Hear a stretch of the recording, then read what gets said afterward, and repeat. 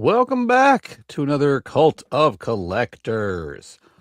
We do have a guest tonight, and but we do have. Let's see, Mike is out for this evening. Lauren is on her way, and me and John are holding down the fort.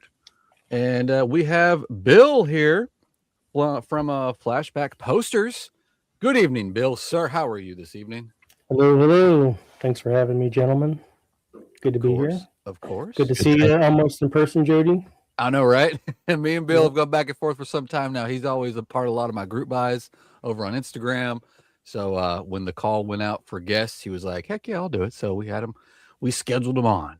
And just to clean up some stuff, we are live on YouTube across many channels. We're live on Instagram. If you're commenting on Instagram, we'll probably be late seeing it and we can't pull it up on the screen. So if you really want to be in the chat part of the show, come over to YouTube, either on Cult of Collectors, on my channel, on John's channel, probably on Mike's channel too, even though he's not here. And there we can see your comment a lot faster and a lot better. And any questions throughout the night, throw them out there. We'll try to get to them. And we normally start before we get to know our guest. We normally start with some recent pickups for the week. If you'd like, I only have a handful of things that came in this week. I think John has a few, but we can have our guest Bill go first. If you want to show off, I don't know how many you have. If you've got like 2 or 3 you want to do, and then we'll just kind of do circles. And by the time it gets to the end, maybe Lauren will be here and she can throw on some at the tail end too. And then we'll just go around till we're all done. All right. I got about 17, so. No. Oh heck yeah, man! Load it up. Drop like 5 of them, and then we'll go around circle. Not all of these are from the past week, but most of them are from the past week. Picked up a few things stuff that's new to you. Monster Mania up in Jersey. This is how was new, that? But it was great. Crowded. Saw some folks that don't want to see for a long time. So nice. This isn't the new pickup. This is kind of the original Terminator 2, kind of almost proto steelbook. Yeah. The covering. Oh yeah. I remember that. I was able to get Edward Furlong and Hamilton to sign it. So that's cool. And then got the man himself, the T1000, a couple months ago. So kind of proud to have that in the collection. Awesome. Of course, this is not new to anyone, but just got this the other day. Spaceballs, the UHD. Yes. So that's a must-have. That's a necessity. Got to have Spaceballs. Still in the wrapper. And these next 2 picked up from some vendors at Monster Mania. Got the Vinegar Syndrome Tank Girl. Oh, nice. So just love the artwork on the slip. So I'm still debating on ordering that. I've got like 2 or 3 editions of Tank Girl already, and I'm just like, do I need another one? I don't know. Yeah, that's what I was thinking. It looks nice, but it does look good. Yeah, it's a nice looking package. They do, high quality. So, and then another one is the Keep. Oh, nice. Yeah, picked that up again. Nice package. The kind of foil printing on there. It's not a steel, but it's more of a digibook. The plastic. Who put that one out? I like that box. It's Vinegar. Oh, is it? Okay. I must have missed that. I must have missed them announcing that one. That's cool. I didn't see it. They had them out on the table. I was like, yeah, I'm definitely getting that one. Nice. So, and then I guess the last one for now is just older movie, but Piranha Steelbook. Oh yeah, I got that one. That's a beautiful steelbook. Yeah. They did a great job on that. Yeah, great looking art, and just kind of a fun movie, and got a couple of cool Piranha posters to kind of go along with that. So nice. Very nice. Yeah, you hit up. Do you normally go to a lot of cons? I haven't been to one, and I'm kind of like debating. There's one coming here in October. Yeah, usually I go to 3-4 a year. You know, the Monster Manias, because they're kind of local to where I am in the Baltimore area. Occasionally Fan Expo in Philadelphia. Just this past weekend, they had one down in DC. But after a couple of days of Monster Mania, I had to take a break and give the wallet a break. What's kind of like, because they don't really say on the websites, what's kind of like the going rate? Like, I know there's different pricing as far as like if they have a photo and you just buy it and they sign it versus you bring something for them to sign. What's kind of like the average? Oh gosh, it really depends on who it is. You know, of course, Star Power is gonna have that that higher price. A lot of folks have been chattering and like Facebook groups and whatnot of all the different add-ons. It used to be a lot of hey, you can do a combo, you get an autograph and a selfie at the table for a cheaper amount. They've just started having all these add-ons. If you want to have their character name, it's an additional $10 or $20 and all that kind of BS. Yeah. But I think there was only about 3 or 4 folks that I went there to see, but Elizabeth Shue being one of them. Had to meet her, Karate Kid. I think for autograph and a selfie was $120, something like that. That's not too bad. Yeah, I'm debating. I saw that I did a live, well, it was like a live competition a few weeks ago. It was Friday 13th versus Nightmare on Elm Street. So I got to show off some of my Elm Street stuff, and I have like an original 80s Freddy glove for like kids to play with. And I found that Robert Englund's coming in October here to Nashville, and I'm like, oh, I wonder how much that would cost. I got it on his website, and you can actually send shit into him, and he'll sign it and send it back with like, and you can pay like you're like there was like add-ons like for $50. He'll include a picture of him signing it, and but then like he's getting tricky with it because like at first I was like, okay, total came to like 200 and something. I'm like, that's not too bad. But then I went back and noticed, oh, there's a separate area if you're sending a glove or a hat, which is like an extra 25 or $50. So it got close to like $300 if I wanted to send it to him. So now I'm wondering what's going to be the price difference because the ticket alone is like $100 just to go. So I'm just like, I don't know what to do. I'd love to get that thing signed. Yeah. He'll be at the Monster Mania in August, and he's been around quite a few times, but not sure what his prices are. I haven't gotten anything signed by him yet, but I do have the Nightmare on Elm Street Steelbook set that I would like to get signed. Oh, yeah, for sure. And his lines are usually, miles long. Yeah, no, I think he's gonna. It's a Friday, Saturday, Sunday deal. He's supposed to be there Saturday and Sunday. So, but I mean, it's got a pretty good lineup. So I'm like, but I just wish they would post the prices. That would just be good to know how much do I need to bring? Like, how much do I need to be prepared for? Yeah, and they usually, at least for Monster Mania, they'll post pictures the day it starts, like late Friday afternoon or something. They'll start posting the price list from the tables. You don't really get to know ahead of time. It's usually the day it starts. So yeah, you got to kind of be ready to go or hit that ATM machine wherever it is and hope it's still got cash in it. Oh yeah, right. Because I bet they're all cash, aren't they? I bet nobody takes cards, do that. They all want. Some do, but it's majority cash. I'd say 85% cash only. Oh Jesus! I have that glove as well, Joni. Oh yeah. Yeah. I think it's like an 8. It was in here from when I did the thing. I think what was it? It was like from 84 or something like that.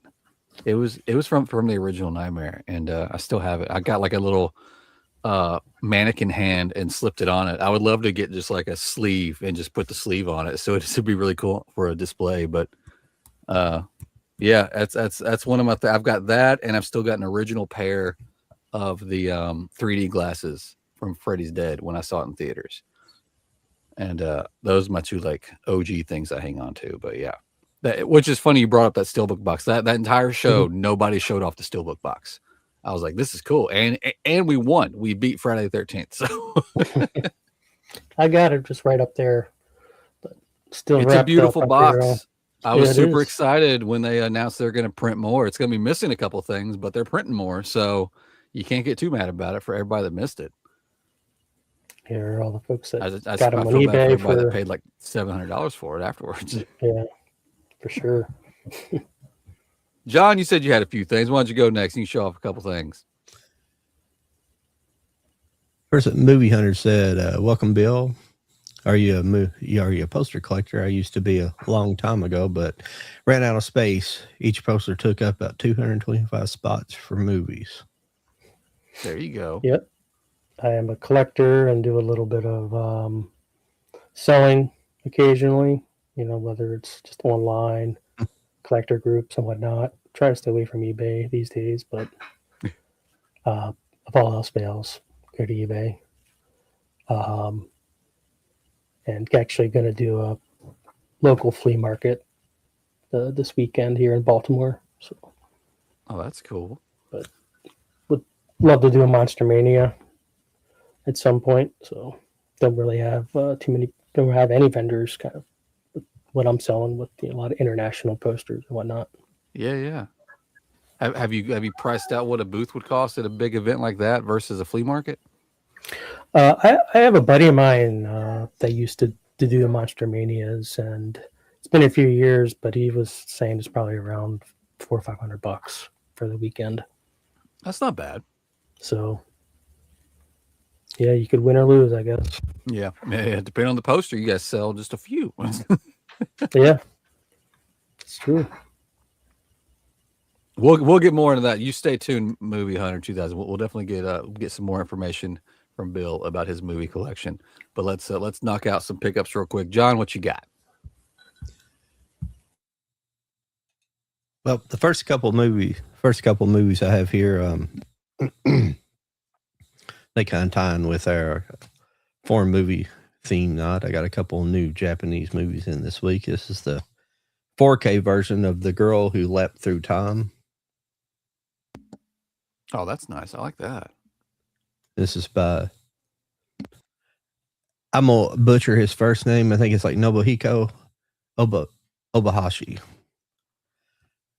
And he's the same guy. The both of these first two movies are directed by the same guy that did this movie that I've showed off before. Oh yeah, I remember showing that one off. Movie. I really like him. He's a very visual director. And this is fantastic. But this is another movie he made. This is called The Island Closest to Heaven. I like that cover. That's cool. They're fantastic. But like I was saying, he's a very visual minded director. He really messes around with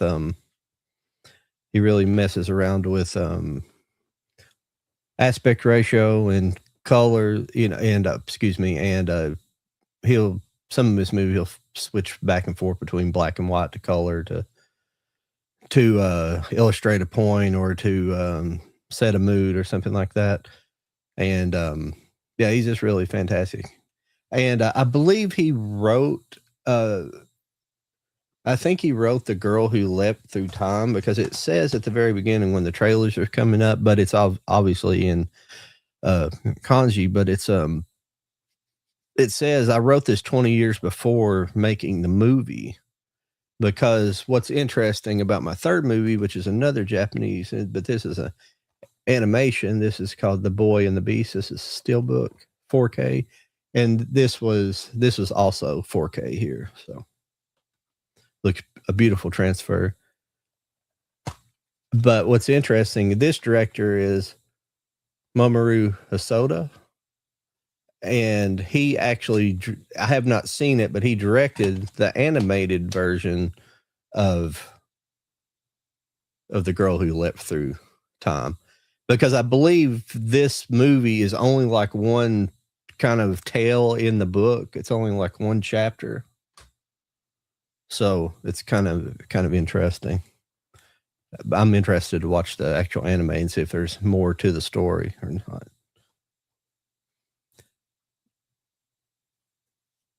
The next up is kind of interesting. This is a Kino Lorber pick up. This is the Peter Sellers early classics. There's 5 movies on here. Oh, nice. Man in a Cocked Hat, I'm All Right, Jack, Heavens Above, Two-Way Stretch, The Wrong Arm of the Law. Really cool. Just each movie gets their own disc, so it's really nice. So I love these sets like this.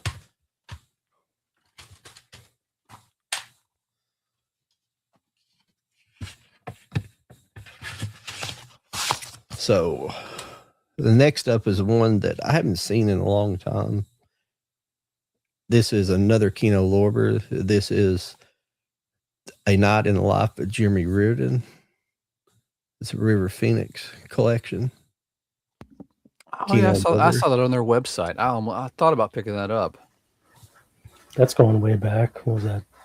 Early 90s? Yeah, at least. Yeah, I think it's 80s. Let's see what the late 80s. 1988. The last movie set that I have, I picked up the Mystery Science Theater season 13. This was actually not on Netflix. They actually did a crowdfund for this, and they made it for the MST3K.com. It came out a couple years ago, I believe. I didn't know this came out. I actually bought this on Hamilton Books. I didn't even know they had released this. But it's got all these titles on here. Demon Squad, The Gamera vs. Jigger, Munchie. I don't know if that's how I can't remember if that's how you pronounce that The Gamera versus. I can't remember how it's pronounced. But Munchie's on there. Sento, The Treasure of Dracula, and so on. It's got a bunch of stuff on here. Really cool stuff. Robot Wars. One. You guys remember Robot Wars? Yeah, I think I do. And the Batwoman's interesting because I don't know why it's a Mexican-made movie, and it's like that. The costume she wears in there, I don't understand why. Like clearly people have not seen it, and all these cosplayers, these girls should play her because it's a great costume. But the last 2 things, I picked up a couple more albums. I'm sorry I'm being cheesy by wearing my Green Day shirt, but I did pick up the American Idiot. Nice. Double vinyl.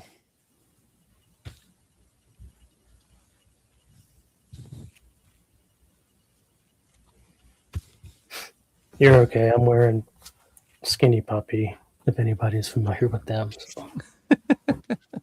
And this is another colored vinyl. It's really cool. Oh, that's cool. Yeah. This is also available in 180 gram vinyl, but I think anymore. I was thinking about it earlier. It's like I can't. When I was looking at it, I couldn't decide if I wanted to buy it. I'd rather have the colored because it's not like I'm going to listen to this a million times. So I'm destroying the vinyl. But mostly the heavier vinyls just for like vibrations and it's supposed to have a better playback. And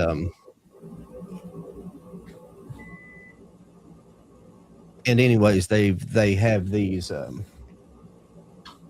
they sell these now, so you don't have to worry about having a heavy vinyl. They sell these weights that sit down on the center of your record and hold it down and keep it from vibrating and hold it in place better. Keeps it from moving. Yeah. Also got a level on there. Make sure player's level. Pretty cool stuff. The last one I'm not going to take out. I'm just going to show you here. This is 21st Century Breakdown. John's on his Green Day run. Yeah, after I bought Dookie, I thought, well, I'm gonna pick that up as well. I really love this album. I like this album better than American Idiot. I think it's got more consistently better songs, but they're both really great albums. That's all I picked up right there. So hope I didn't bore everybody to death. Nah, you're good. That was some cool stuff. Well, a couple things I want to show off. I actually made videos for. If you go on Instagram, you'll see the video I made for this Donnie Darko edition I got from the label Mutant. Here comes. There she is. Hi. Just in time for Donnie Darko. Just in time for Donnie Darko. Yes.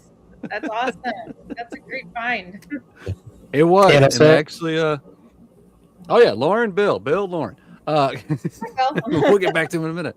But yeah, like I said, this is from Mutant, and they teamed up with Arrow Video, so it's got Arrow's 4K Blu-ray discs in them, and it's a really cool. It's a really cool like digibook, and an artist did this artwork for it. No! Oh my god! I know. You did it again, Jody. God damn. I know this should have been a Hey Lauren release right here. So pretty. But good news, you can go over to Mutant, and I think they're doing another print run of it, so it will be back. Good. And it will be available. You can snag that. Another video I made on my YouTube was for Katie Video is now doing DVD boxes, and I got her Stranger Things series. Awesome. So she's putting her artwork. I love her work actually. I love her artwork. I have a good number of her VHSs, which is what she primarily does. Yeah, same here. And really cool. She did these on VHS back before season 5 dropped. It was like a huge box set where each season was 2 VHS. Yeah. And then 5 came out and she did it. And then she did these new DVD boxes. And I was like, hell yes. That's awesome. I had to get those. If you want to see more of that, head over to my YouTube. And one that just came in today because I had points built up on her website because I buy too much from her. And I haven't even unwrapped it yet. And I love this so much because she put a Kmart sticker on it. So it makes me laugh. I might just leave it wrapped up just to keep that sticker. But I got the one she did for the Batman. Oh, nice. And she put this old Kmart price tag sticker on it. I wish it was only $3.29. That would have been cool. I don't know what I'm talking about. I think all I had to pay was shipping. And the last thing I got in, I'm finally able, as a group buy host, I'm finally able to offer WCL, which is a super limited run premium line. They do, and their titles are just like all over. A lot of them are foreign. A lot of them are like old school. And I was able to snag this out. Unfortunately, wasn't able to host a group buy for this one, but I was able to get this from a buddy of mine. It's their release for Primal Fear. Nice. They do amazing work. This one actually features a slip, so you can get it out of there and it slips out like that.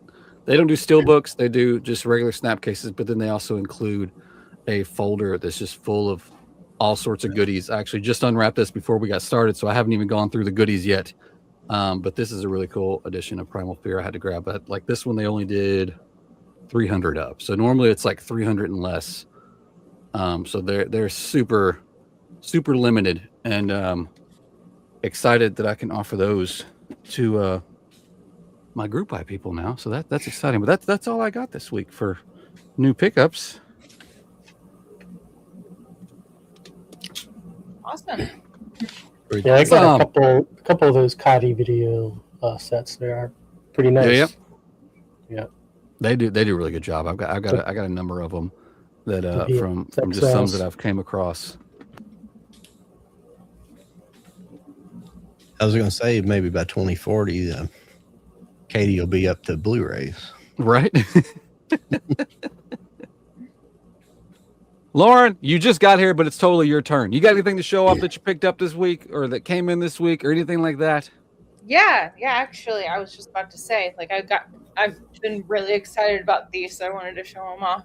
Nice. Go right ahead. I only have 2, but they're steel books. They're really pretty. Uh-oh, here we go. Trimmers. Oh, I love that one. That's a great steel book.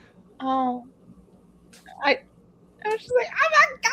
I was freaking out about it. And then inside you get a little booklet and there's like interior artwork, which I love. And I was so excited. I love Trimmers. It's just it's such a great movie. Such a great movie. it's so good. So, and I got a steelbook, so it's like I have to hold it.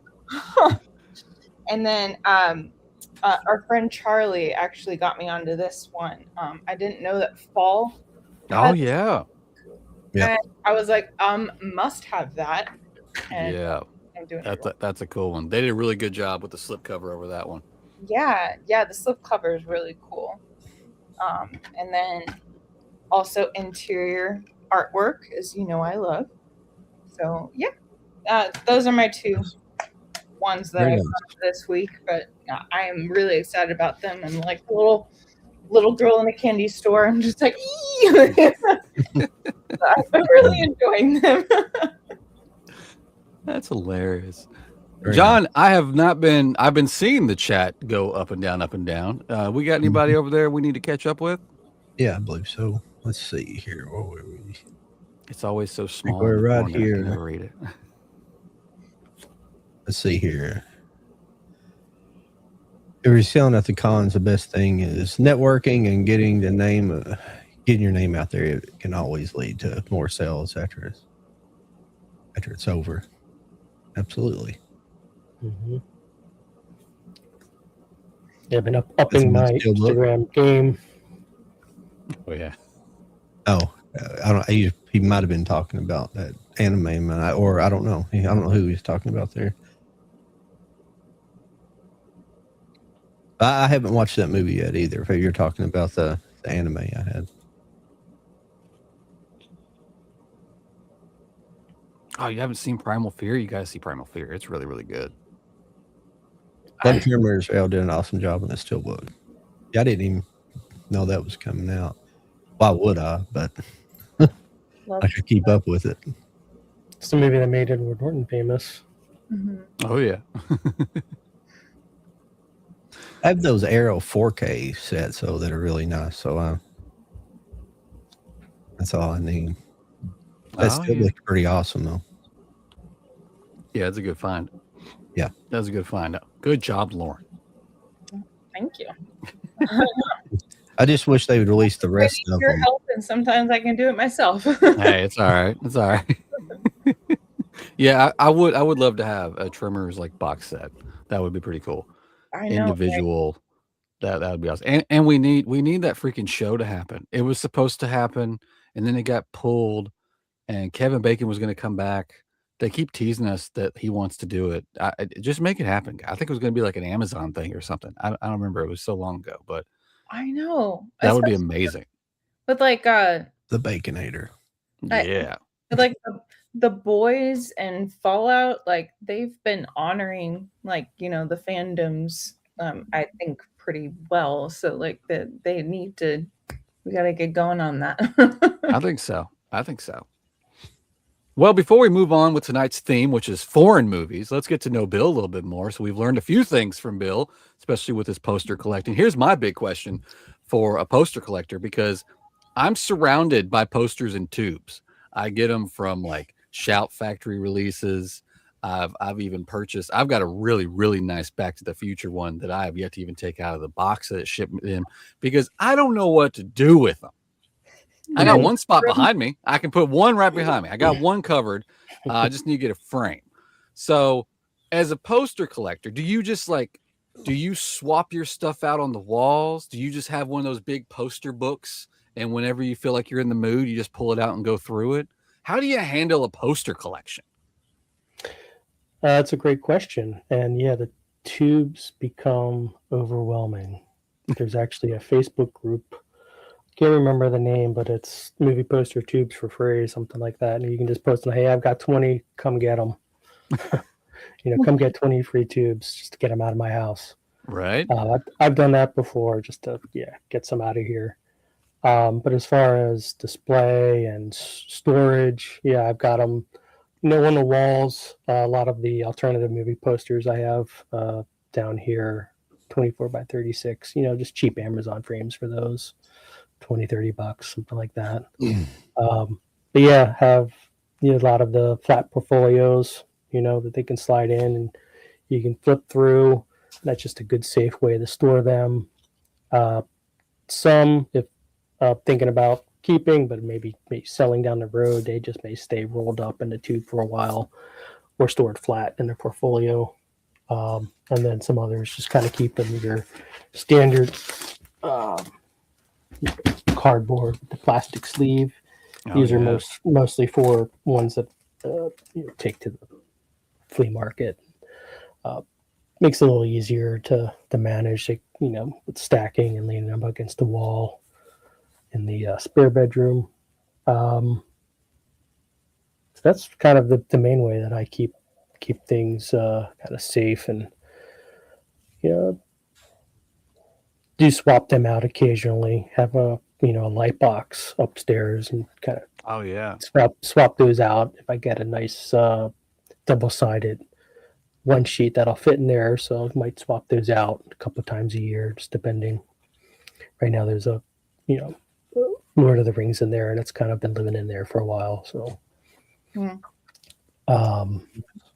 yeah, if I spun this around, you would see my pile of stuff still rolled up in craft paper in the corner here. Yes. Yeah, Bill. Hi, Lauren. Nice to meet you. I was just curious. Do you do like Comic-Cons or anything like that? Do you get like signed photos and stuff like that, or posters and that kind of thing? For myself, yes.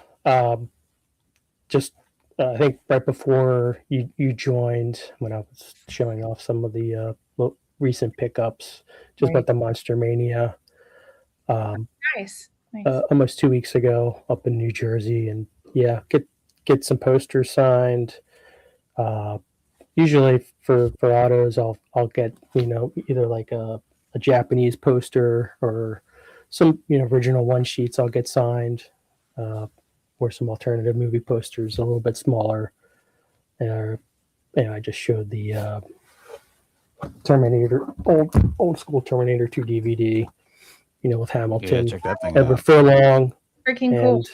And T1000 shirt. Arnold, I'll never get his signature, I'm sure, but that's awesome. Very nice. But definitely go to those, and probably spend a little bit more than I should going to those, and getting some autos of some of my favorites. So Michael Biehn was there, and just to be able to meet him, and some of my favorite movies of all time he's in. So that's awesome. Nice. So do you like with posters, like do you like filter those out, or do you just like have them like stationary where they belong kind of thing? As far as what's displayed on the walls, yeah, usually I'll like down here where I am, I have about 8-9 posters up on a wall down here. Right now I've got some of my some Lord of the Rings trilogy. They've been living in there for about a year now. Just awesome. Kind of love those, but there are a couple others that that I'll swap out if I get something new. It's like, okay, I'm tired of, I love Dances with Wolves, but I'm tired of Dances with Wolves. I'm gonna put it my new Aliens print in there, something like that. Right. Got it. Yeah. I feel like mine are more like stationary, but there's this one like little off to the side frame that has different artworks so like Valentine's Day is like Jennifer's body, and then summertime is Terrifier. And autumn is the Ring, and then Christmas is Gremlins. So like I like to switch it out sometimes with some things, but some things stay put. So Right. Oh, that's a cool way to do it. Yeah. And I have a lot that are in frames that are in kind of my little storage room. Bedroom that's now a poster storage room, because occasionally I get some of my favorites. They may be in a little rough shape that I got for a good price, and get them linen backed and touched up a little bit. And local guy does that, and another local guy who owns a frame shop. So take some of my favorites to him and get them professionally framed. But of course, they're all leaning up against the wall right now up there. Eventually get around to putting some nails in the walls. Is your primary collection just like like old school theatrical posters that were released, or do you also go for like the limited print run posters from certain artists? Both. All But, right. kind of started out as a kid, with original movie posters or video store posters, and collected a lot of original one sheets. Then I discovered the alternative movie posters that you're talking about. That kind of look like real movie posters that are done by artists, and you get in different commissions, similar to a group buy, in a sense. Right. Get a part of that limited edition commission, and it's a whole process behind those. And you finally get them, and yeah, some of those are amazing. I think pretty much everything I have down here are all alternative posters. Paul Mann is one of the artists, and he's just got that kind of old school poster artist style to him. So I love just about everything he does, and a couple others that are amazing. They're up there with some of the greats like Struzen and Amsel. That's cool. And you said posters since you were a kid. Now I'm seeing some pretty badass physical media behind you. So what came first, the physical media or the posters? Ooh. I would have to say probably physical media. I mean, I go back to collecting VHS. Yeah. In the 80s. At one point, I had a pretty large VHS collection. Then when DVD, came out in the 90s, I probably sold, 80 some percent of this on eBay and upgraded the DVD. And now I'm like, what I do to have some of those back in the collection again. And I kept a few, but took all that money and bought DVDs. Oh, you're preaching to the choir here, because that was me. I always say that I felt like an old lady as a young girl. It's like I got a whole VHS collection. It's like, oh, DVDs and Blu-ray is happening now. I'm like, you mean I gotta buy the same movie just in a different form? Now I've got like 3 copies of different things. It's a Blu-ray, it's a Steelbook, and it's like an Arrow or something like that. Yep. But when I was younger, it was just like, what? I gotta buy the new thing all over again. Yeah. Yeah, it was every year for Christmas. I had 2 aunts and a grandmother. We all loved movies, and I'd get E.T. or Batman or something for Christmas, and just it's kind of like that throughout all my childhood, and started collecting posters as a teenager, and kind of quit doing that for a while and got back into it on and off, and then started hitting the alternative posters pretty hard, and really kind of fell in love with kind of the newer artists and what they were doing. So now then kind of got into international posters, Thailand, Japan, Italy and Spain, and just some of the artwork from those are just incredible. So, Are you searching when it comes to the international stuff? Are you searching for original prints, or are you cool with like the reprints of the original posters? Generally all original. Nice. Yeah. How hard is that with international posters, especially for like older films? How hard is that to really track down a good original? You can go to, if you can't find it on eBay, that's kind of like let me look on eBay and see if it's there, what's it going for type of thing. It's kind of like starting the research. Is it actually available at a reasonable price? Because I see posters go for auction on some of the dedicated poster auction sites for $14,000 plus for some of these ultra rare 1930s 50s type of posters. So but yeah, go to different online auctions. Heritage is one that's big. They're mainly for people really looking for the typically higher end type of stuff, collectors. That isn't what I would say is somebody that wants to maybe buy bulk and try to keep some for their personal collection, and try to sell the rest. But but yeah, you'll see some incredible posters go through Heritage. A couple other auction sites that are around that use a lot. You can go look at auction history, so you can kind of get a sense of what they've been going for over the past few years. Of course, things are steadily climbing. I see things that I've had in the past that I probably got for free at a movie theater that the manager gave me that it's worth $200 today in good condition. Yeah. So How do you tell, especially when it comes to like the foreign stuff? How do you tell it's not a recreation or a reprint? Obviously, some of them actually have the fine print at the bottom, copyright 2026. But if they're legitimately trying to duplicate a poster, what are some of the things you look for? it's definitely for me, and I'd say a lot of collectors. It's you can just kind of tell by the type of paper. The smell of the paper. Typically you'll get ones, if you're going back 70s, 80s, they will probably have a little bit of that kind of older, almost mildew smell to them.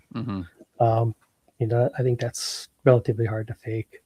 Oh yeah, but the library used book Right, yeah. Yep. And they're not going to be perfect. They're not going to have that very vibrant white to them most of the time. That's some of the charm, though, right? I'm sorry. That's some of the charm of it, right? Oh yeah, just some of that age and imperfection and tears or foxing or stains or something kind of just add to certain posters, just makes them cooler. Agree. Oh yeah, for when sure. When it gets down to like extreme collectors who have high value things, they'll even get down into like the microscopic. They can have breakdown and tell what kind of ink it was printed with and things like that. They know by looking at things like that. Obviously, most of us can't do that, but I mean, when it comes down to some like fine collecting, like museum grade kind of things, they can do those kind of tests on them and find out if it's fake or not. Especially with the poster where it's printed anyways, it's had multiple printing. Yeah. Sorry. Go ahead, Lauren. I was just going to say, last week I shared, I went to a used bookstore out here, and that's one of the things that I love to do whenever I grab a book. And obviously the story sounds interesting, nice looking book and everything, but I always open it and go I love that smell, and I like how you described your posters and stuff where you're that lady in the bookstore. Okay, cool. I do it in private, okay? But no, I definitely am that. I love that where it's yellow pages, it smells like it's been loved for a long time. I just think that's really cool. So I relate to you in terms of how you described your posters, where it makes sense why that is special almost as much as a brand new fresh one. Oh yeah. And we got Frank Media and Reviews in the house. Hello, Frank. He's arriving late, but he has some good questions for Bill. He has 3 questions. What was your first poster? And then what was your first Holy Grail poster? And then what was the most unique poster in your collection? Oh, okay. Oh my goodness. I know, right? He's hitting you hard. I gotta actually think for a few seconds on those questions. Spit on that one. just to kind of add before I forget, just to add to what you had asked, how can you tell? There are obvious things too, just the general print quality. You'll get something and it's blurry or it's cropped, and you're like, this looks like shit. This is fake. Yeah. Sending this back, and I've been duped a few times, and you kind of learned just by getting fucked over, right? And buying a fake that they're trying to make look real. But as far as first poster, oh my gosh, I would have to say would probably have to be something. No, I don't know if it's. I wouldn't say it was original, what theatrical issue theater issue one sheet, but I can recall getting as a gift a poster of E.T. Oh, nice. Cool. and having that. So that's probably the only one I can recall being my first poster. Where are the questions at again? The next one was like, my Grail piece. yeah. Oh God, And there's a lot of. I'd There's a almost lot say of with Grails. the Grail question, it could go, what's the one that you're still looking for, and then what's that Grail that you finally was able to get? Right. Yeah. Yeah. I guess for original one sheet Grail, there's a few. But of course, original Star Wars Right. is one. Right. Sure. Original Blade Runner is one. What else? Raiders of the Lost Ark, of course. Mhm. Those are all kind of grails for me Okay. as far as Solid. original one sheets. There's so many, but as far as like alternative movie posters I have here, it's a Paul Mann, Close Encounters of the Third Kind. That's one that still to this day, still one of my favorite posters of all time. Nice. Original Alien. That was kind of a fun find. Yeah. Classic. Got it in rough shape for a great price and spent a little bit of money getting it linen backed and touched up a bit, and it looks great. But yeah, seems like the grails never end. But do you have a copy of the Revenge of the Jedi poster? Oh yeah, I was gonna ask that. I do not. Is that as popular as it sounds? Like, is it? Because I'm sure it's rare, but I know it's been recreated 1,000 different ways. Oh, that'd be so cool if you had that. I do not have one, but I do see them and I watch them, and then I watch the dollars go up on them. Just keep going up. It's cool. It's Struzen, I believe, and maybe someday. There was a movie theater I live here in Kentucky, in Lexington, Kentucky. It was a mall theater, an old mall, and they had like their regular marquee for their new movies, but they had another poster marquee inside it was kind of in like the hallway where you go to the movies, and it had that poster in it for as long as I can remember. Wow. For many years. And I don't know if it was original or not, but they kept it there. It stayed there forever. So, but I have no idea. Hopefully somebody took it, hopefully it went to a good home whenever they finally, I guess the mall went out of business, but I don't know if they tore down that, but when it eventually got gutted in there to build something else for it, hopefully they preserved it. If it was real, I don't know, but it was there as long as I can remember. And that theater would have most likely been open when the originals, when Return of the Jedi came out, for sure. Yeah. But That's cool. I know that when I was in high school, like just out of high school kind of range, I had a friend that worked at a movie theater, and they would just be like, we don't know what to do with this poster. Like, do you guys want it? And my friend had these giant posters just all over his walls.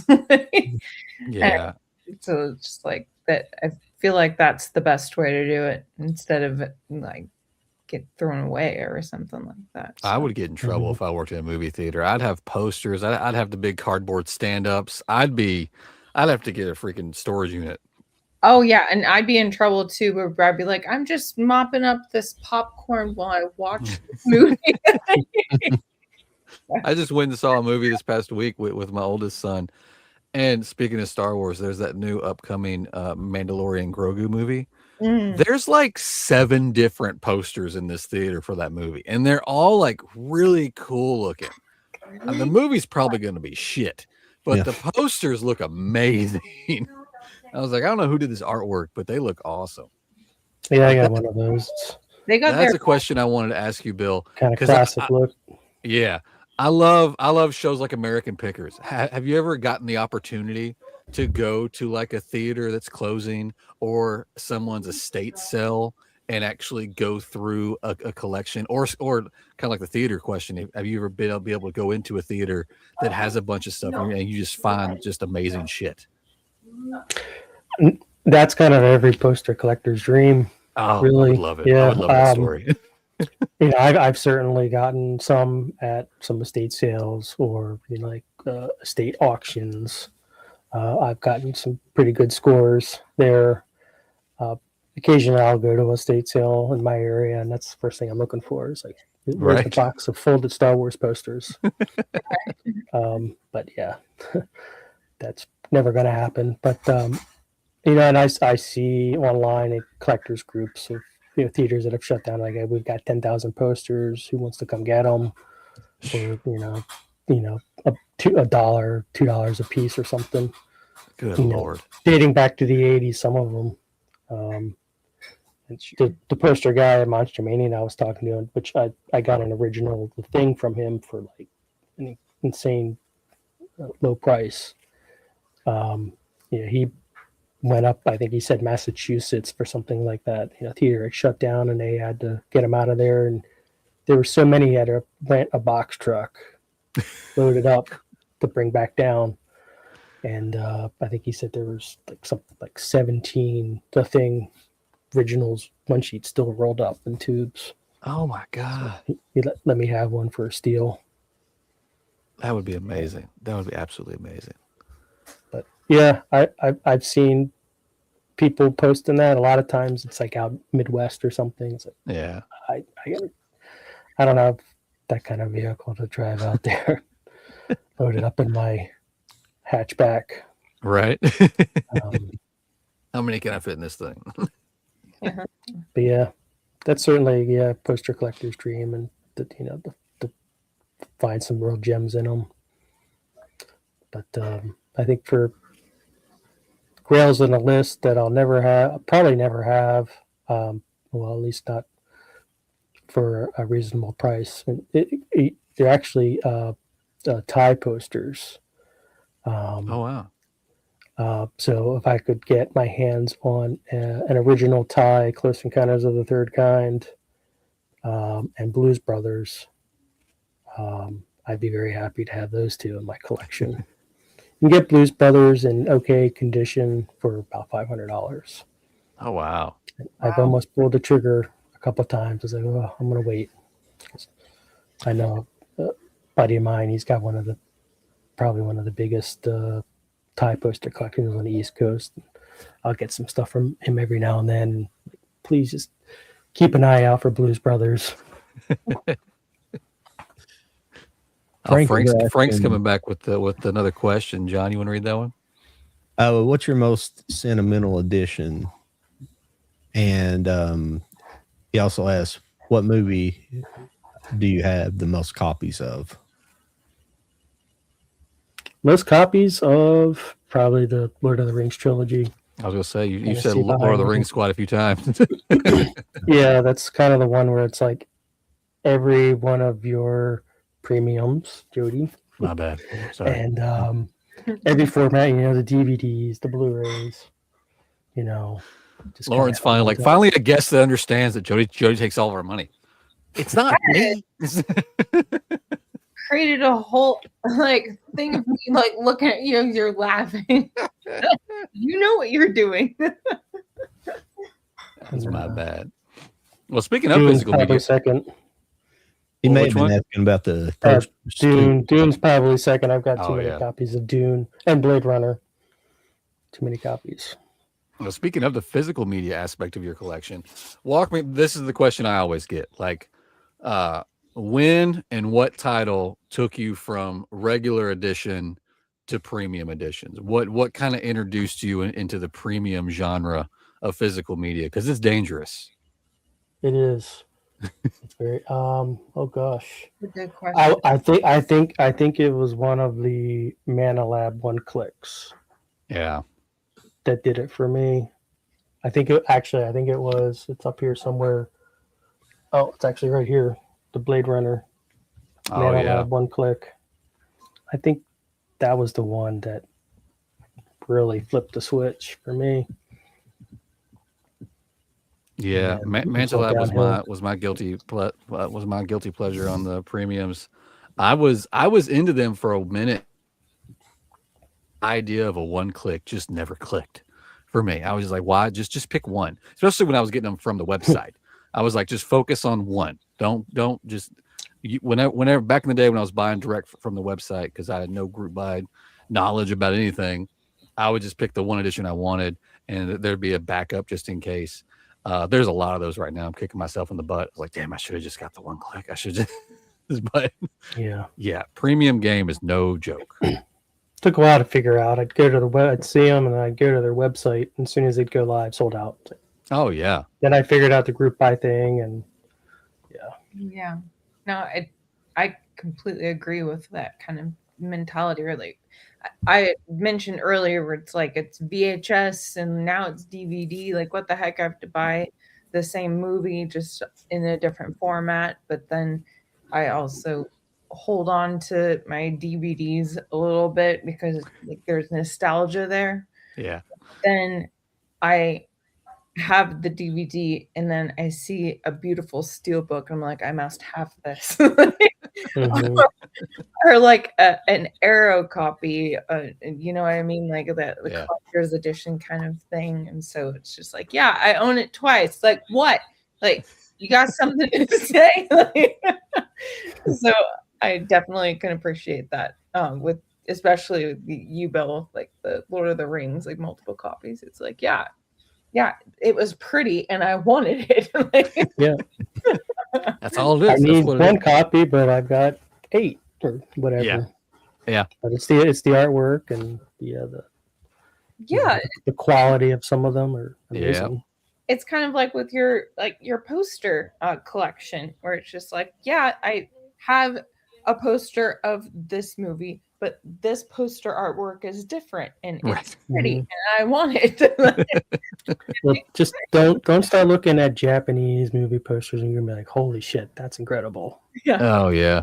I stumbled across, I think it was a Facebook ad for a company, and they've got to be reprints of them, but it was a company selling, and it was all like Japanese prints, and I was like, damn, these are really awesome. Why didn't we need to get a hold of this? Like, but now, again, it's kind of like the conversation started. I look around in my rooms on my house, like I got no place to put this. What am I going to do? I know, Yeah. right? You go to like the Comic Cons or like horror cons or whatever, and you see all this artwork, and it's like, oh my god, like I want it all, but it's like, well, where am I gonna put this? I don't know where it's gonna go. It's a lot of stacks of things in plastic sleeves, right? Right. And A then lot of you're, times, you meet the artist and you talk to them, and you're like, oh, okay, I gotta buy a couple things from you now. Yeah, I got and now You're your too hands nice of a are guy. full, and it's like, well, what do I do now? Mhm. Oh man. Funny. So, Well, we had a theme for tonight. We're an hour into the show and we haven't even touched it because we're too excited about Bill being here. But so tonight's theme is foreign movies. I picked a handful out of my collection. I hope because some of these are horror movies, so hopefully I'm not stepping on Lauren's toes down here. I apologize if I drop some of the titles. So I'm gonna go last. But we're just kind of talking foreign films. Any cool additions you might have, or any movies you want to talk about in general. We can go around, and of course the chat. If you want to chime in with some foreign film titles that you enjoy, I kind of got a mix. I got some horror, I've got some action, and I've got one superhero, which I thought was fun to bring up because I stumbled across it, and it's a silly ass movie. But yeah, we'll start with Bill, our guest. What kind of foreign films you want to bring up and talk about tonight? oh gosh, okay. Yeah, I had an aunt that was a high school French teacher, so she was always making me watch French movies. That's kind of where it started. Then I went through a foreign film kick towards senior year of high school, where I didn't want to be around anybody, so I just sat around and watched foreign movies that I got from Blockbuster. There you go. But let's see, most of these are fairly common, but First one is, of course, Emily. Oh yeah. You can see Oh, that one. yeah. Good one. Sorry, there's a glare there. Yeah. But, just great, fun, Oh yeah, that's a nice one. Oh, yeah. heartwarming movie. Starring Audrey Tutu. This is the Steelbook Blue. Next one is, this isn't a movie, but this was actually a I guess show / miniseries by Lars von Trier, but the Kingdom. This is Oh, the nice. the Okay. Kingdom trilogy box set. They made seasons 1 and 2 in the 90s, and then they made the third and final season just a couple of years ago. Finally finished off the series after, gosh, I don't even know how many, 20 years or so. The Kingdom Exodus. But if you're a Lars von Trier fan, this is kind of where he started. A lot of fun, just awesome series, That's cool. and a really nice box set from Mubi. Nice. And I have a cat who's interested in what's up here on the table. And next one is, well, this was the first copy, and I just upgraded to the Blu-ray, but Shaolin Soccer. Yeah. If you've ever seen that, just great movie. A lot of fun, great comedy, and for the time, the special effects were amazing. Awesome. Pretty Oh, artwork. wow. So, Yeah. yeah, this was one I got fairly recently, actually. Can't remember who put this one out. This is the old school DVD from back in the day. I love that cover. Very cool. Very cool. And then this one is, I believe, still only available on VHS. I've not seen it on DVD or any disc format. Another French movie, Le Grand Chemin, The Grand Highway. Sorry, there's a little bit of a glare there.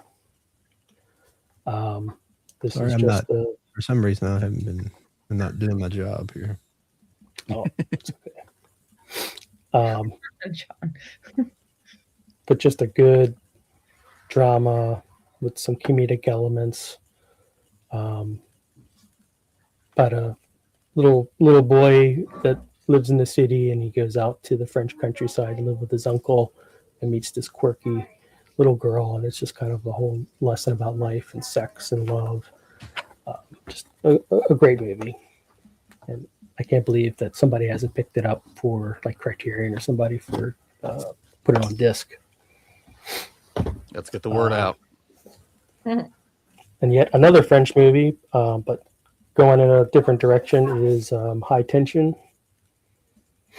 Oh, I yeah. I That's a haven't good seen one. it, but I've heard good things. Yeah. Probably, as many horror posters that I post on my Instagram. This is probably one of my favorite, I guess, slasher films. Would you mind? It's like, I was just gonna say, would you mind giving me a synopsis? I'm curious about it. yeah, without kind of spoiling it, because the ending is, I don't want to say controversial, but it's kind of where people split on whether they love it or hate it. It's the end. Okay.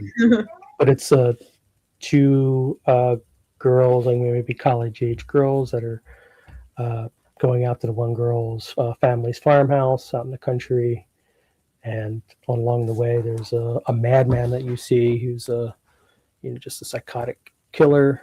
It's kind of a grotesque scene when you meet him, and as they're sleeping, he kind of enters the home and just begins to brutally kill everyone. And then it really turns into more of a movie about survival, and then also revenge. But then there's a twist that occurs that I won't say if you haven't seen it, and that's kind of where things kind of fall apart in a way. And again, you either kind of love or hate that twist.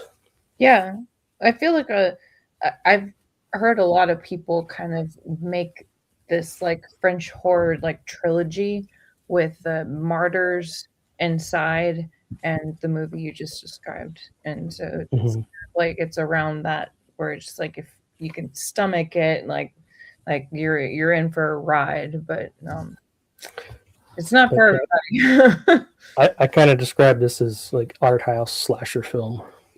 Oh, there you go. Got it. Cool. Okay. And I've two heard of more, and then I'll shut up. These last two were probably the most impactful for me. But I have the original VHS, and then the blue. They did release it on Blu-ray. It's Man Facing Southeast. It's an Argentinian film, and if Oh. you've seen K-Pax, the movie K-Pax Oh, yeah. with Kevin Spacey and I think Jeff Bridges, I believe. Yeah, it's a good one. That's the movie. That's the movie. They basically ripped off the whole plot of Man Facing Southeast. Oh shit. Yeah. Wow. Okay.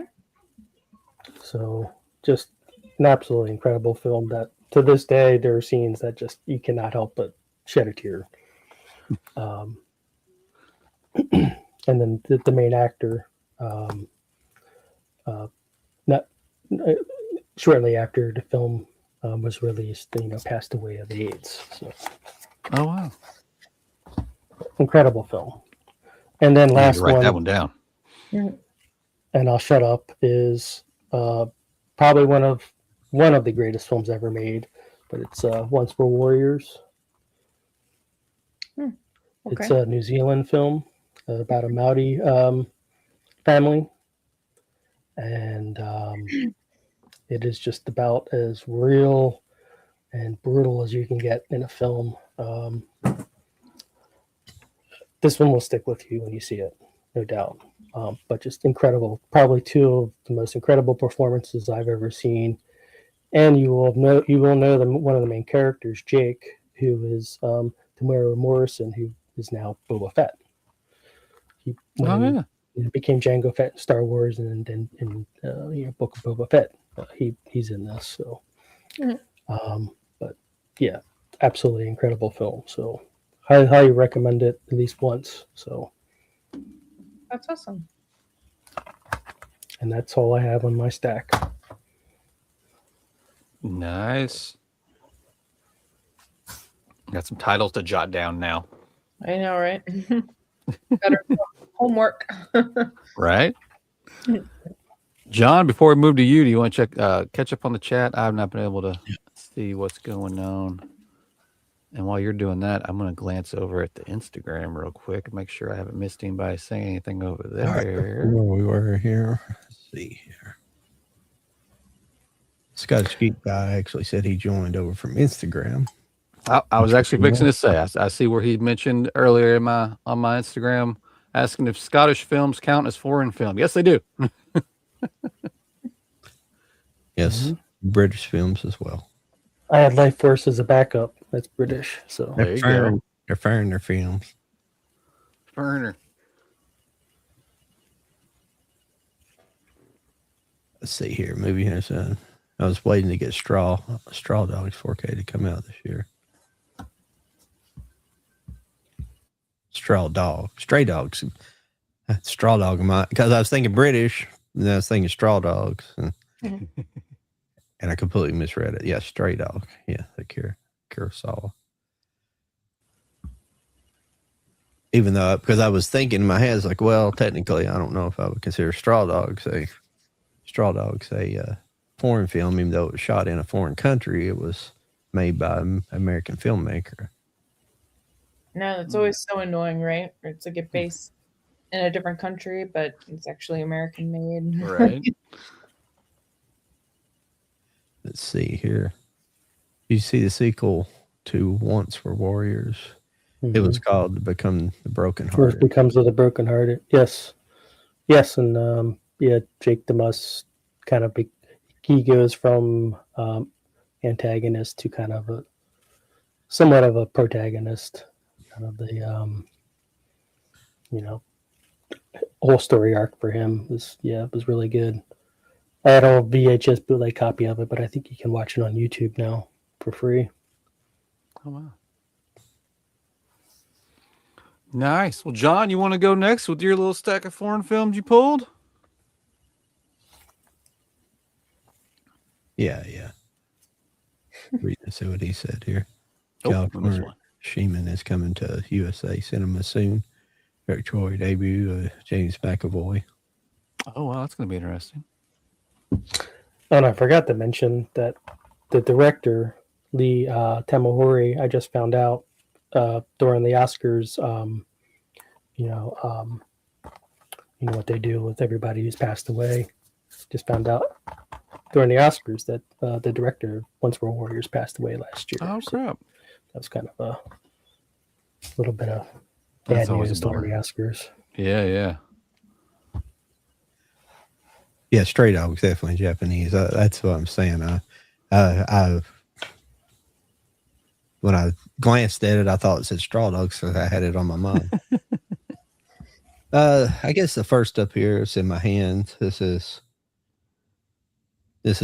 Joseph von Stromberg. It's not Stromberg, excuse me. He I always forget. You think Stromberg means his name Sternberg, excuse me, but he made several movies with Marlene Dietrich, but this is one of his most famous. This is Blue Angel.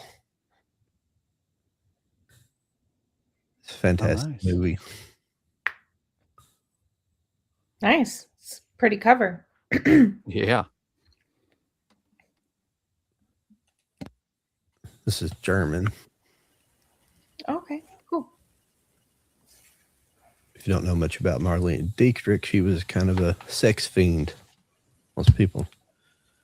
The part of Germany she came from was pretty well known for that kind of behavior.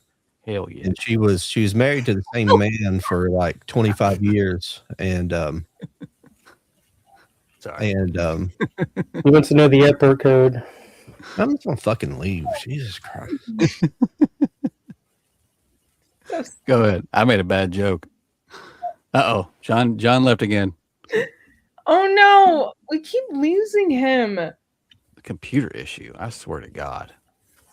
I'm getting tired of it. Well, okay. Well, until he comes back. There he is. He's back. You were glitching out on us. But this is a good movie. There's a whole set of Ron Sternberg and Marlene Dietrich from Criterion Collection has a whole set of their Blu-rays of all of their movies. I meant to pull it, but I didn't do it. The next is an interesting movie here. It's a African-made 2 movies from Africa and Hollywood Super Action Volume 1. They probably had some more I never picked up, but these were made by, I forget which I can't remember which country this came from. I apologize. I can't remember which actual country this was made in, but it's Who Killed Captain Alex and Bad Black. And they were made for basically $200 American. And they have special effects in it. They're bad, but it shows the ingenuity of people who don't really have the means to make movies what they could do. So it's really cool. Oh, wow. What was the title of that one again? Well, there's 2 movies. Who Killed Captain Alex and Bad Black. It's an AGFA release, but Hollywood Super Action Volume 1. What year did they come out?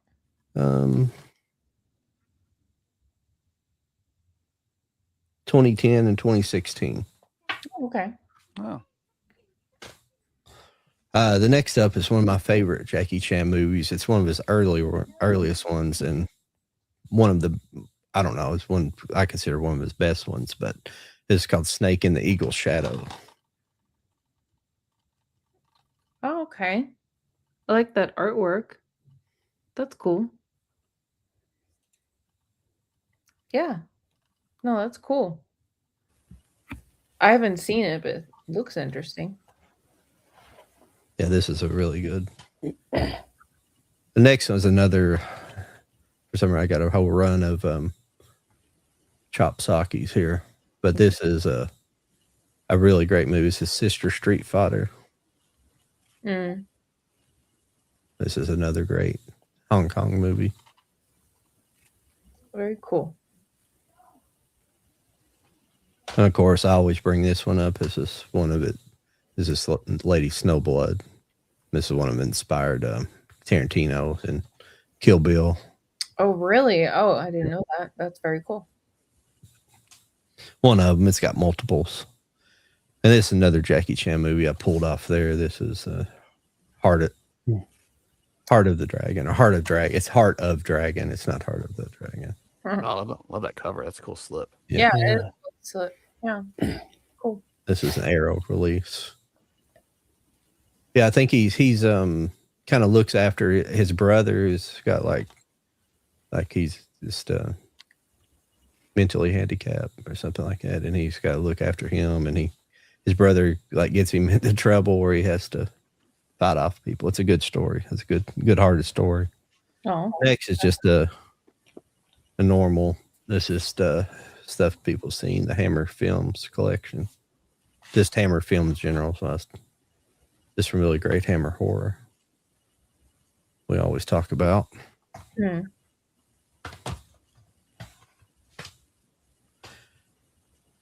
Of course, this is the bird with the crystal plumage, the Dario Argento movie. Mm. Oh, I forgot. I have that too. I forgot all about that. That's very Tim Burton-esque artwork. I like that. Yeah. I think I made a video earlier advertising this tonight, and it's I think I said horror. I don't know if it's real. It's kind of maybe a psychological horror. I wouldn't necessarily call it a straight up horror movie, but it's really good though. Yeah. Would you call the movie Coraline, or even like the book, like horror? No, it is creepy. Yes. Yes. That's the vibe I'm getting from that cover art. This is just another collection I have. Shows that Hammer did more than just horror movies. They did film noirs as well. That's really good stuff. Oh, wow. okay. Yeah. Okay. That's cool. Yeah, they did some really good stuff. They did sci-fi, and I mean they were around since like the late 30s, so they did a whole lot of different genres before they got into really what I guess made them their bread and butter, the horror movies. Now this is a Flicker Alley. They kind of produced. I think it's Flicker Alley was I can't remember. It's kind of like a preservation society thing, but this is Julian Duvier in the 20s. These are all silent pictures. It's a cinema of discovery. And the one movie that that's really well known was called I'm just going to focus on that one. It's called Les Mystères de Tour Eiffel.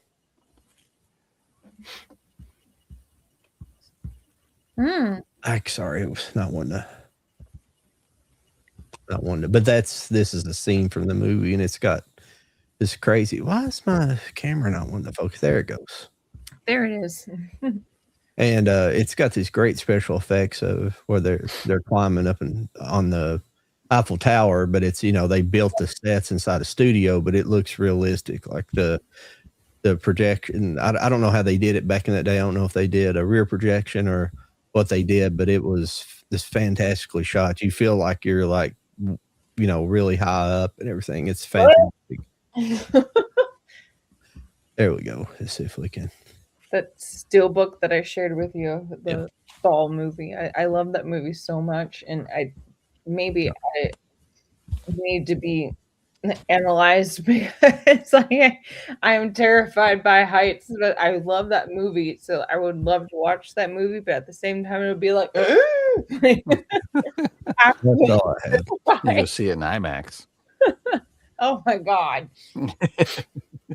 I'd be like shriveled up into a little raisin. That sounds like a cool movie. It would scare me though. I think Well, Bill, those were cool, got a John. couple. Before we move to Lauren, is there any catch up in the. Oh, look! Oh shit! Look at that. Oh, what are we doing? Couple of posters Bill put up. Yeah, I was throwing those up for you. These are Italian Locandinas, and they're nice small size. They're I think 13 by 27 inches. Those are Oh, now. that's cool. Got a very decent stack of Locandinas, and within some of those are a lot of kung fu posters. I wasn't going to pull any kung fu, but Mike, where he had to drop out tonight, I was going to allow him to. He always enjoys Mike would have been all over it. Yeah. I have a bunch of other sets too, like some of the Shaw Brothers collections, stuff like that, but I didn't want to pull too much. I know, same here. I could have doubled my stack, but I tried to get it nice. Do we need to catch up in the chat before we move on to Lauren, or are we good? Let's see here. First term movie I watched was Run Lola Run. Yeah, that's a good one. Oh yeah. Oh yeah, yeah, that's a great German film.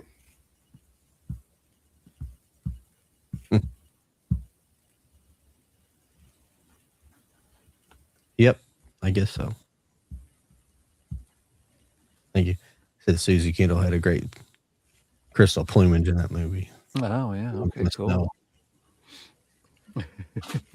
All right, Lauren. Let's see the stack that you didn't pull much of because you could have doubled it. Let's just see what happens. I know. Like I said, I have many more I could have added, but I'm trying not to hog the entire. No, you're fine. But so my first one, and not in specific order, it's just what I have right here. But so Troll Hunter, you guys have heard? Yeah. Yeah, Norwegian. It's really fun. So it's like horror, like creature feature, like dark comedy kind of thing, and I just really love it. Not enough people know about it, and I always try to talk about it as long as I get the opportunity, Right. So, but yeah, Troll Hunter, Norwegian, very good. If you like subtitles, like that's your guy. You gotta watch with subtitles. Watching dubbed just takes away from the film, in my opinion. I couldn't agree more. That's one of the things. Like, I actually had I had a girly friend that had a boyfriend who's like, all right, I can't do subtitles. I need to do dub. And I'm like, my sweet summer child, we are not experiencing things correctly. I love, like, if you can do subtitles, like you got to do subtitles. Like that's just how you got to do it.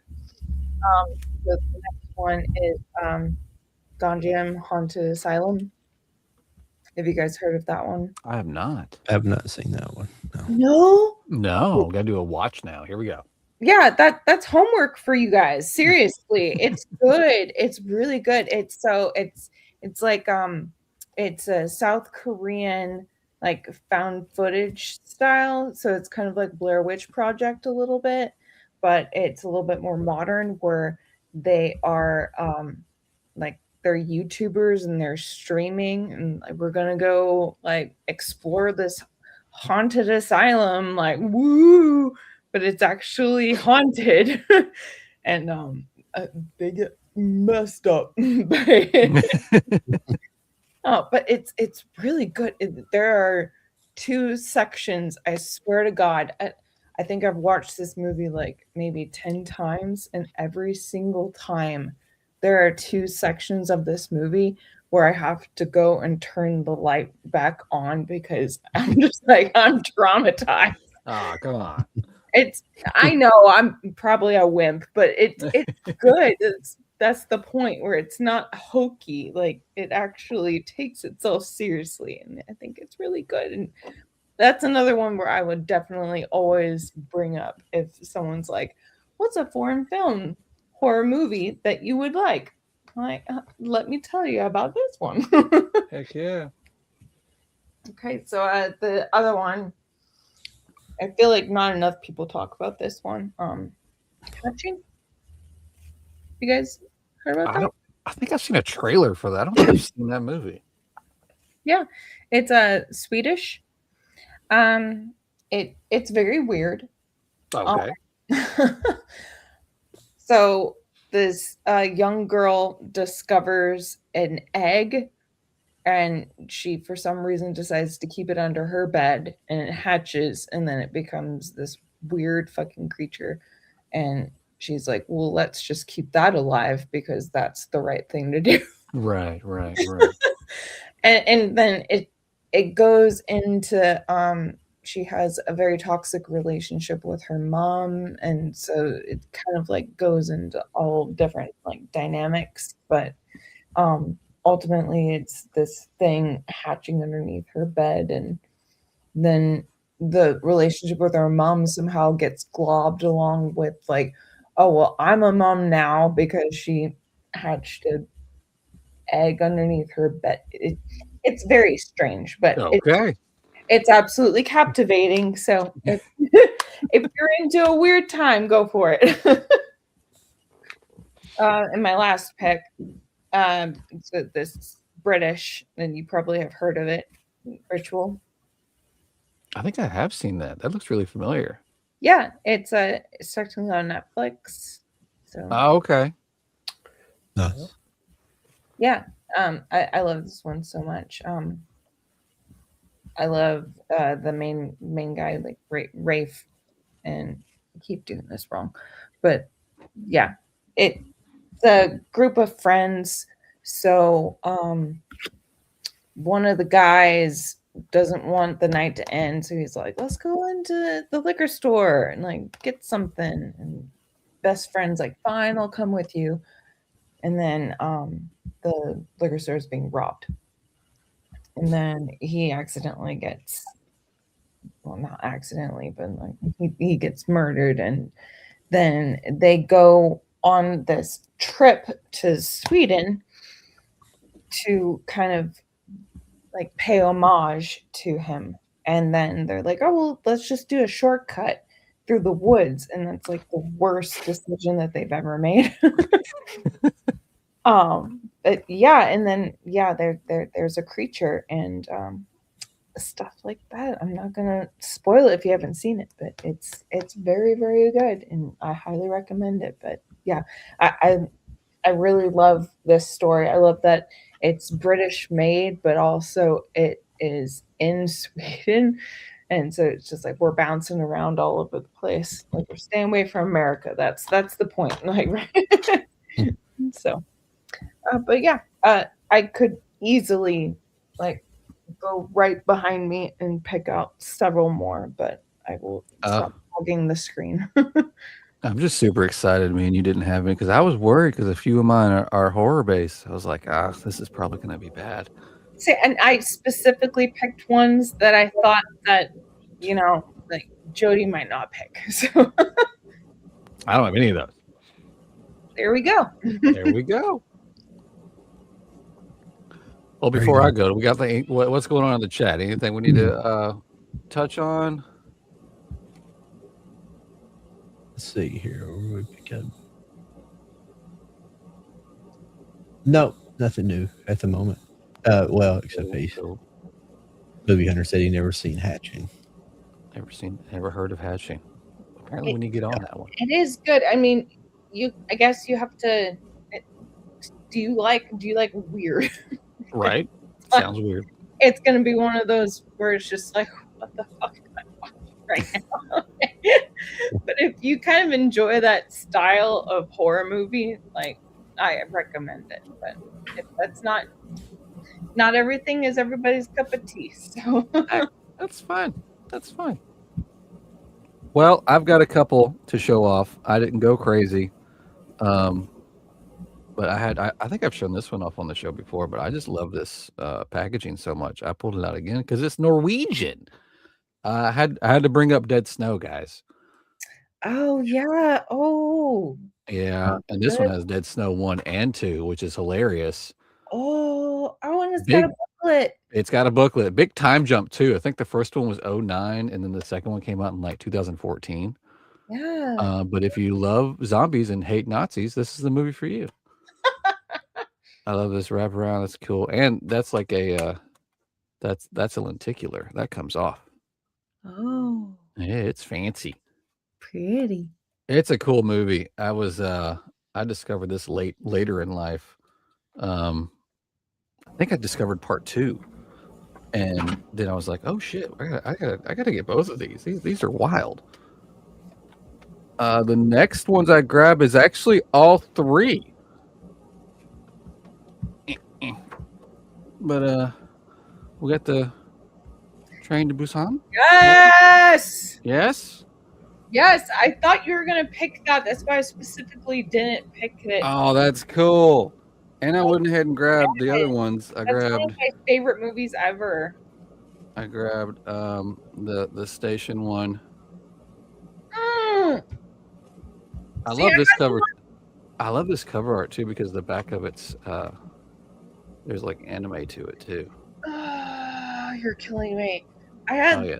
I have the first one that you showed. I do not have that one, and now you're killing me again. I'm sorry. And then I got the third one too. No, there's a third one. I got a Peninsula. There you go. She gets so mad. I'm sorry. Makes me mad that it makes you happy. So I mean, it's fine. It's just it's the exhausted noise that you make. You're like, God, this fucking guy. And then I got a couple of Russian movies. So this one's called Coma. And again, it's Russian. Let me open that up. This is a really cool version. This is a weird fucking movie. You're basically in a coma, and your coma consists of memories and all this other crazy, wacky shit. And you get trapped in there, and you got to figure out how to get out. So sounds fun.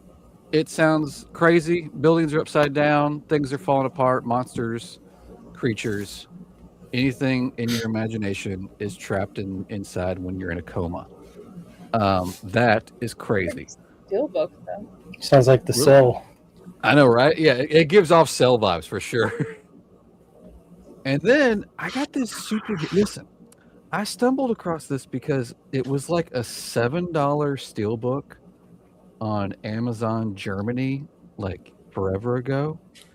And then I got it, and it's the most beautiful steelbook I've ever seen for $7. And it's this Russian superhero movie. And it's like a group of superheroes, superhuman people that the government puts together to go fight during a war. It takes things from all the super movies that you could possibly imagine, but it's called Guardians. Have you ever seen? There's a bear man in it. Look at this guy. He's a bear man. And this guy just screams Winter Soldier. Like, were they supposedly trying to rip off Marvel or? I need to look at when this movie dropped. When did this movie drop? Is the CGI and stuff pretty good in it, or? It's not bad. It dropped in 2017. Okay, but like, here's a better picture of the Bear Man. Check out the Bear Man. That's pretty cool. I guess. Well, I mean, you have to have a bear in there as being Russian. Yeah, if you can't have Groot, you got to have a bear, right? Yeah, that's formidable for sure. But look at it. Let me see if I get the light. Look at the freaking embossing on this thing. I know. It's pretty awesome. It was $7. Wait, that copy that you have in your hands? $7. That's crazy. The title, the framing, the people, the bear mouth. Look at the bear mouth. Look at the bear mouth. The box too. Yeah, that's cool. The whole thing, but yeah, it's I think it's one. I'm trying to remember the time frame of when it takes place. Was it let me see here. Wasn't so maybe it was Soviet.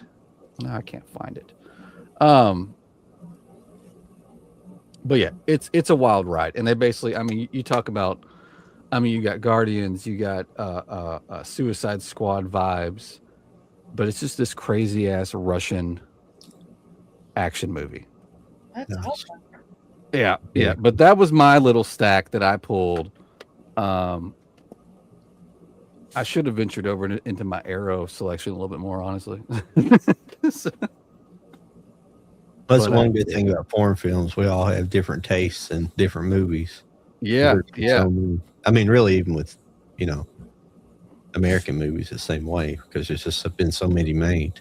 I did have one more thing before we move on that I Sure. forgot I had set over here to the side, and it's just that Federico Fellini Criterion set that came out Oh wow, that's cool. to represent the Italians. This is That's awesome. a cool set. The only thing I didn't like, I don't really like this sizing format. It's the size of a Laserdisc box set.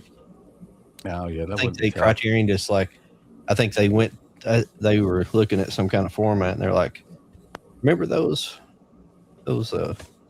laser discs we used to make?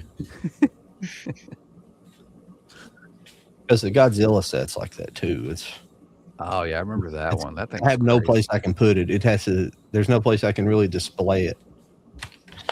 But it just comes with a bunch of crap like that. It's just the guide to his films and stuff like that. That was when they come with a bunch of crap. It's awesome. That was a J card for it, but the artwork for some of the artwork that was really nice though, because you do get the large print art on such a Oh yeah. case like that, you know. Open it up and get the whole thing, Ooh, and then the movies. But I don't. Cool. pretty. Pretty cool. I don't particularly like those sleeves. I'm not worried about. I'm not so much worried about them scratching, but they're just a pain in the butt to get out. Especially that Godzilla set is horrible. Oh yeah, I've seen videos on that.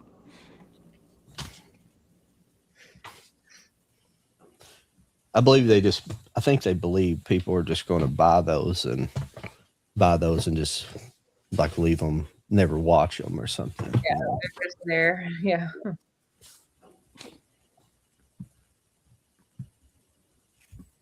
But I see he posted a couple more posters. I did find some posters, but these are not big posters. But I'll bring up Bill's posters here since he's the Yeah, guest. for sure. Oh No, Up hell with yeah. those, I saw Jody had a little critter behind him. So Oh yeah, that's awesome. Where's that? What language is what am I looking at? What is this? these are the Italian, two fogli, or some might call it one panel. They're 39 by 55 inches. Good lord. They're pretty big, but yeah, they're definitely wall statement pieces.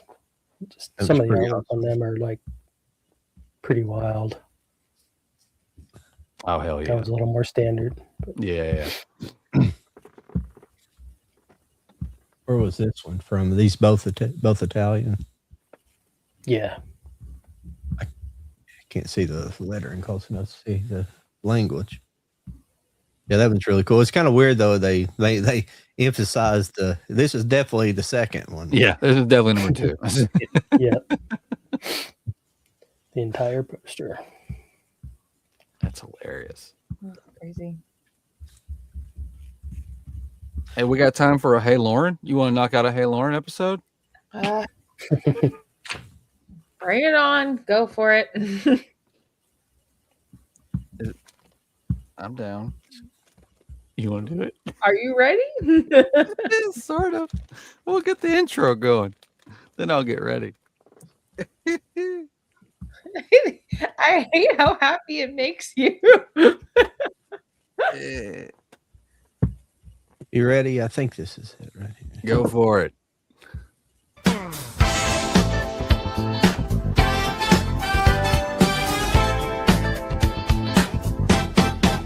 It's time to play a little game where I show Lauren some fun things. It'll make her mad, I guarantee, but it'll be fun for you and me. It's time to play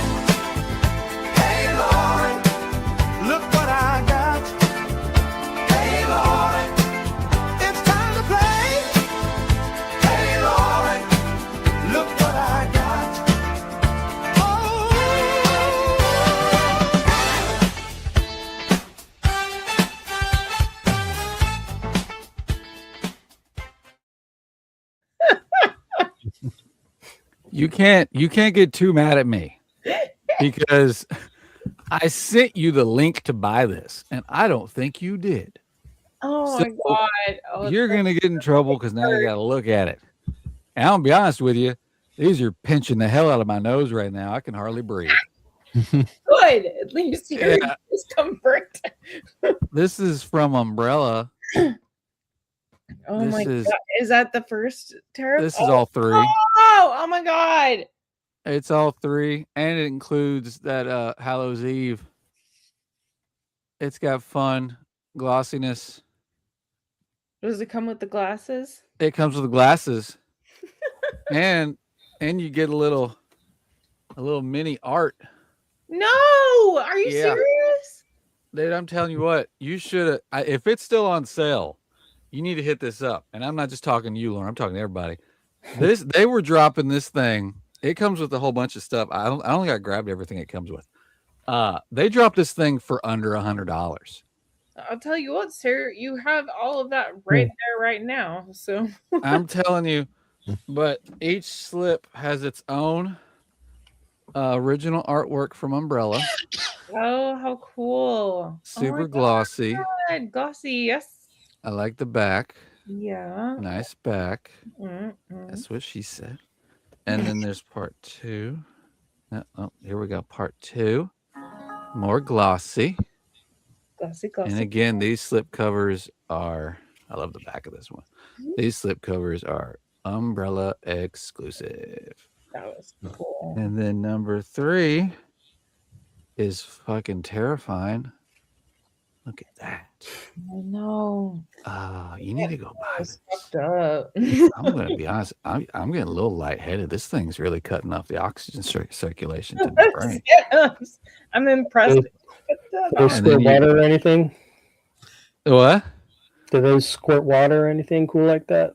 Oh, they should. And then you get this 265-page hardback book. No, hardback book. Oh, Hard. That's hard. Listen to that. That's hard as a rock. shut up. Listen to that. Oh my It's just full of. There's movie posters in here. There's behind the scenes. No, There's that's so cool. so many things. Props, special effects, interviews. It's amazing. And then you get art cards too, but we don't have to go through all that. There's art cards too. Get it? Art cards. That's funny. And they only made. It's getting really hot in here.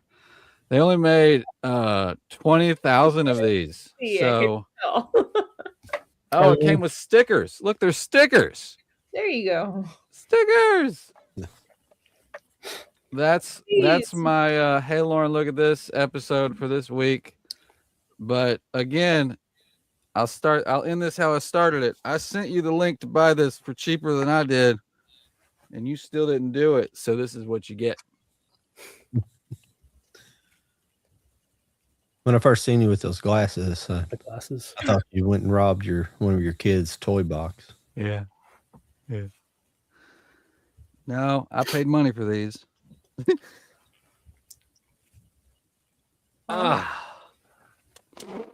Time is still money, so maybe It burned. All right, That- well, that, or I just rob your house. no. I told you, I just paid my ADT bill. I'm caught up. I got alarms. I got a bulldog that won't attack you, but he might pee in front of you. So watch your feet. Thank Other you. than that, it's okay. Those See, Terrifier Terrifier said. actors are they're always at the cons. I think all Oh, of yeah. them were at Monster Mania last year at some point. Like Art, all of them were there. I see him. He He was posts in going on all costume. the time. What movie It's is a- that? Here's that's a Love at First Bite tie poster. Oh, I see now. Okay, I didn't recognize anybody until I saw what's his face. Yeah, so you could see just kind of the wackiness and the color That's awesome. pop. Should have brought these up when I was actually talking about them, but No, you're good. figuring out the how everything works here. Hey, we're figuring it out too, buddy. I'll be honest with you. We just swing by the seat of our pants and see what happens over the course of 2 hours. Well, we're kind of winding down. We got the last 15 minutes here while we're looking at some posters. Talk me through your Instagram. I think the poster page is fairly new, isn't it? Yeah, I started it a little while back. I don't know how long ago, and just was busy with work and other stuff. And now that I'm teleworking more, and I'll have a little bit of time at the end of my day to mess with it and start getting some. I try to post three to six or so pictures a day.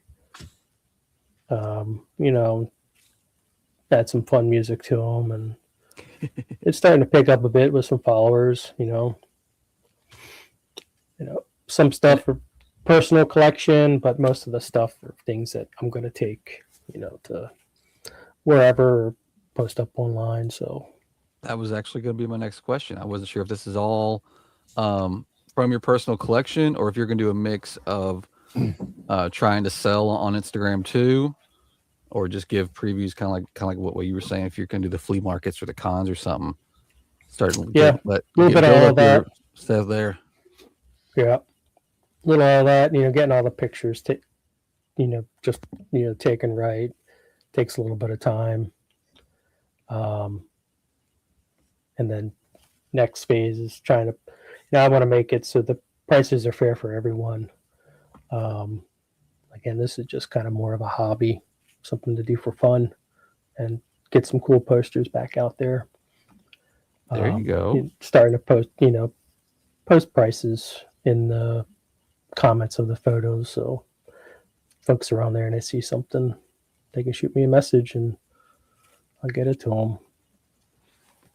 You actually brought up in your comments, and I think this came up in a past show. I don't remember how it came up in a past show, but about refreshing a poster and getting it worked on. What does that? Because I've seen videos of that where people submit like old theatrical posters and they freaking hose it down with some stuff and they do all sorts of crazy stuff. Some of them actually even go in with paint or markers or whatever. I don't know if there's a specific one that they use, but what does kind of go into that, and what does that usually? What's kind of like a typical price range that somebody has to pay to get a poster brought back to life? Well, there's one company in California that I've used. They did my Lord of the Rings, but we're talking original Lord of the Rings cartoon British quad. That was folded, nice. So it's fold lines and everything, and sent it out to them. And Fourth Cone, is the name of the company, Fourth Cone Restoration.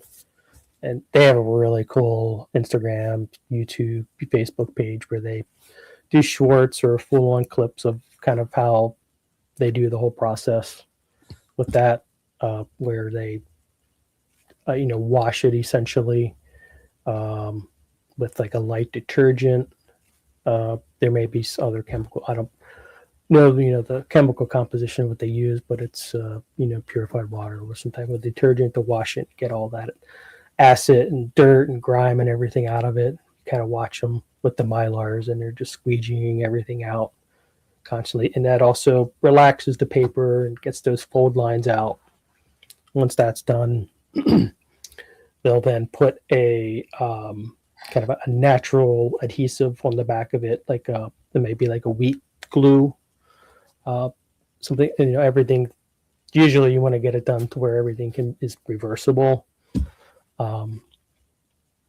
And then they'll adhere it to the linen, and then it dries, and they'll they cut it out, and but usually the best way to do any type of like touch-up restoration is while it's drying on the linen before you cut it out, so that it maintains that tautness. I'd love to learn the process, but I don't have the space for it right now. And then they'll touch it up usually with some sort of water-based, either water-based colored pencils or just water-based paints, I think are typically the two main things they'll go in and use. And they do an incredible job. And local guy that I started taking some things to, he does a great job. And I could drive to his house in 10 minutes and chit chat with him. And he's a little bit cheaper, but yeah, Fourth Cone does amazing work. They'll make a poster that's ripped and has folds, lines in it, and is missing ink, and make it look brand new again. If that's what you want, you know, some collectors want to see the fold lines; they like them. Some want to see it completely restored, just preference. Linen backing is usually, I would say, on average, $80 to $120, $140. And then restoration is just basically just how long is it going to take, you know, for what it needs. You know, if it's going to take 4 hours to get in there and fill in colors, I mean, that could cost a fair bit, a few hundred, you know, $300-$400. It just depends. Yeah. And how much And you work is kind of needed. touched on it there, like as far as like, are there more collectors that want to have a poster that's been touched up and fixed, or is there more collectors that want that original rough corners, folds, and stuff like that? Yeah, I don't know what kind of like a ratio would be on that. I think it may also depend on, this is kind of my personal take on what poster it is, you know, with Star Wars, Raiders, Blade Runner, you know, I want it flat and touched up and beautiful, you know. But if it's you know, like a tie poster or just a cool old you know, Italian horror movie poster, I want to see some of that grittiness to it. So it kind of depends for me. It definitely does depend. I would agree with you. I mean, sometimes I'm kind of like you, where I want, like, you know, like rolled up in a tube kind of poster. But then there are times where you purchase like an arrow, or like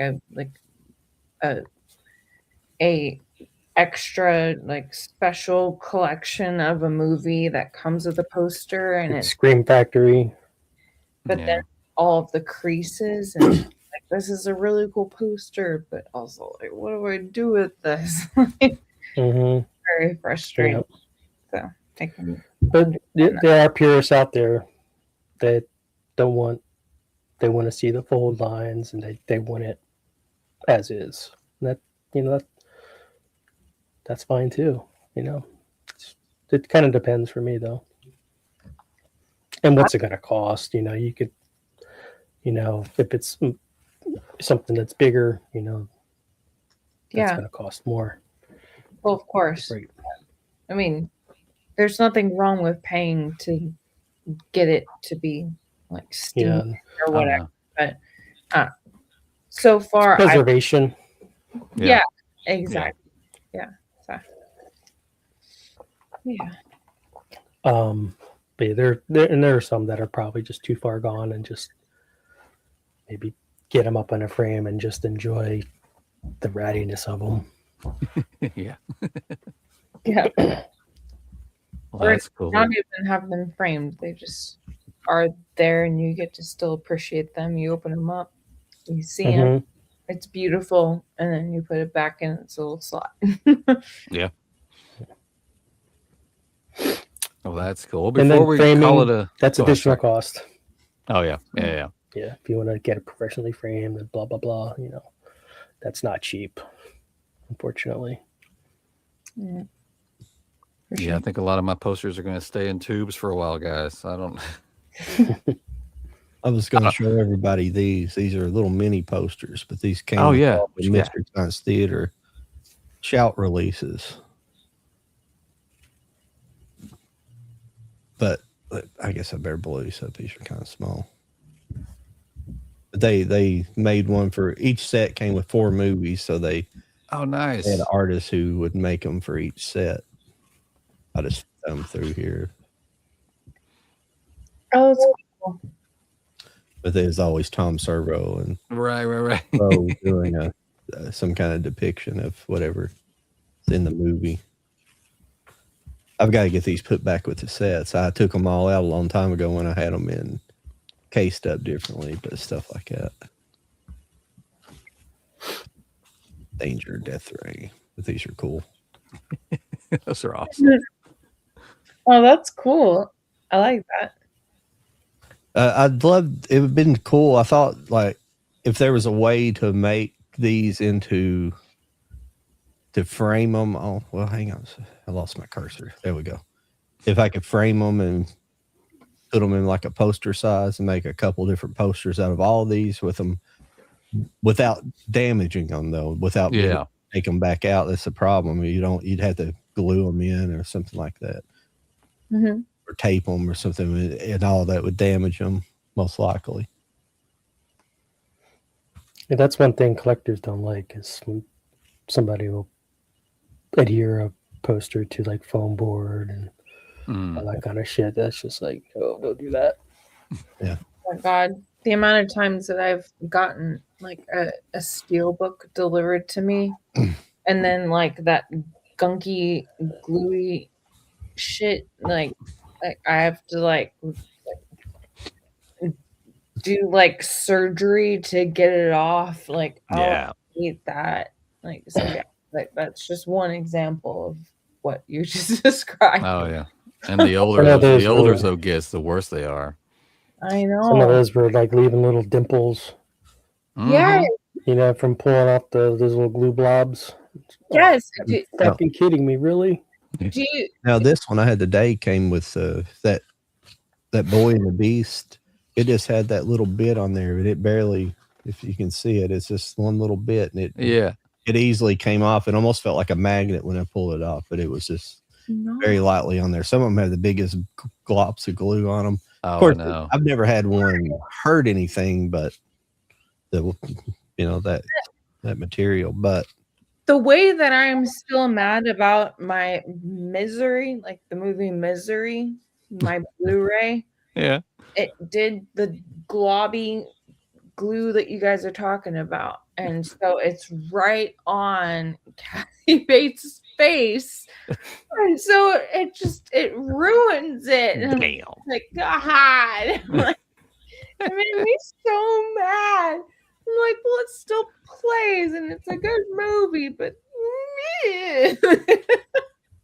some of the UK steelbooks, instead of the little glue blobs, they'll actually be like a circle sticker, because the J card will wrap over the top and the bottom, and they'll use these little circle stickers to hold it to the steel. Now, if it's like a new title, they usually come off fairly good. But if that's like been sealed for years and you get it, it's a nightmare. Especially if it's like a matte finish steelbook. There's just always this little half moon little thing on it. You're just like, okay. I know. And there's even times where it's like, so you show it to somebody, they probably wouldn't notice. But it's like, I noticed this little smudge because I remember. It's so frustrating. Approx Books and all those places. So even Walmart and any retail store and stuff, they like to stick stuff like that on top of a slip cover. So and some of them are really bad. Some places come off easy, and some of them are like you got to leave them on there because it's going to rip it off, no matter how. I completely, and like I said, I visited a used bookstore just last week, and it's that same exact vibe. Like some of the stickers, like nice and clean. Some are like, I'm gonna make your life hell. It was like, I hate that. It's if you're gonna put a sticker on a used, it's just purchase in. The manufacturers manufacturers stick them on too. Those it's like some kind of like advertisement. They'll put a sticker on there. It's like a little bubble sticker, and it's like covered up, and it won't come off. I have all kinds of them are like that. Like a nice adhesive, like little, just like I used to work at Barnes and Noble. I know what I'm talking about. Right. Just get it's a nice and clean, like take off. Of Barnes and Noble has those. I don't know if they had them when you worked there, but they have those one stickers that's actually, when you peel them off, it's like a electronic. It's like got a Oh, it's like a circuit. little piece of metal. Yeah. Yeah, it's like got a circuit. It's circuitry on the back, so Yeah. it triggers the theft alarm at the door. Oh, yeah. Target used to do that. Target used to do a big square, and they'd put them on everything. Really? Oh, Okay. Yeah, it was wild. That probably was after I started working in Barnes and Noble, but Bill, I saw you pull something out off the shelf. You got a damage story you want to I share? was going to ask you, like these. I don't know if you got any of these slips. I think they were, UK Oh yeah. Batman and Dark Knight slips and like Exorcist. But yeah, these were notorious for Yeah. pulling the J card off and boop. There's Right. a little blister right on be the a front little of your bubble brand under there. new. Yeah. Oh, not That's good awful. for OCD collectors like me. I know, right? Well, we've hit that 2-hour mark, lady and gentlemen, and this was fun. Oh, That John's was got something. that was right behind me the whole time. Oh, was it? I could Oh. Add it to the list. pretty nice set too. That's cool. Add to the homework, group homework. Yep.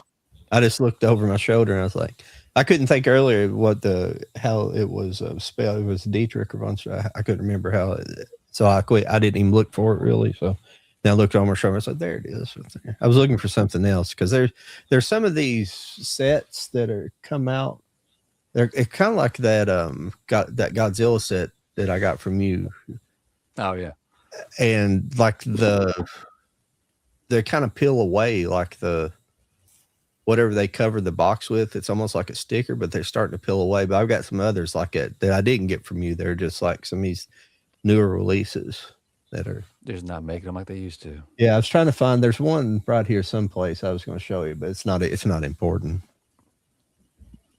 Well, we're at the 2-hour mark. We'll wrap it up. Bill, thank you, sir, for joining us this evening. This was a wonderful talk. I learned a lot. I think we all learned a lot. Yeah. Absolutely. And but go ahead and promote yourself a little bit. Put your name out there. Tell people where they can find you. It's just for Instagram at flashback_posters. That's it. And like I said, trying to get the collection / inventory up as quickly as I can. Trying to 5-6 different posters a day. I'm not trying to flood it. But, Yeah. And if you're in the Baltimore area this weekend, I'll be at the Auto Bar Punk Rock Flea Market vending. See how that goes. And Nice. maybe see if Monster Mania will take me in one of these days. That would be fun. And a lot of what I collect and is inventory, really geared towards those sorts of folks. A lot of horror and Yeah. fun, wacky horror posters. So Cool. Well, I can't wait to see posts if you make it stick to to the original. Nothing's reprint or bootleg. It's all original. There are a couple that I may have that I'm trying to get out that are commercial posters, but transparent about that. And those are always cheaper too. So Nice. John, how about yourself? You got anything you want to share? Just Be What You Collector, Instagram, TikTok, YouTube. Just have videos coming out several times a week. So check those out when you're over on TikTok. TikTok mostly, then I share over to my stories on Instagram. So that's about it. Nice. Lauren, how about yourself? So I'm analyzing horror on Instagram primarily, with an S instead of a Z, British spelling. I also do Letterboxd reviews, like movie horror style reviews and stuff like that. And then I occasionally am on like Twitch and like Twitter, X, whatever you want to call it now. So stuff like that, but primarily Instagram. I have a YouTube channel that I keep wanting to try to get back up, but primarily Instagram. Awesome. Well, I'm still raising 4Ks on Instagram, TikTok, YouTube. Been doing more active on YouTube, more active on Instagram as far as like posting, sharing my collection. Also, group buys are on Instagram. I've got one coming from Plain Archive probably tomorrow. And yeah, here every Wednesday with the I don't know who froze up. and again, learn to Here he watch. goes. Somebody freeze. And I froze up again. I swear, we're getting to the end of the show. My computer's like, I don't want to do it anymore. Ran out of But I memory. was saying, Bill, thank you, sir. John, Lauren, it's always a pleasure. And everybody go check out Bill, Flashback Posters. He Absolutely. does some amazing stuff. I can't wait to see some pictures from the flea markets and cons in the future. And so we'll see you guys next week.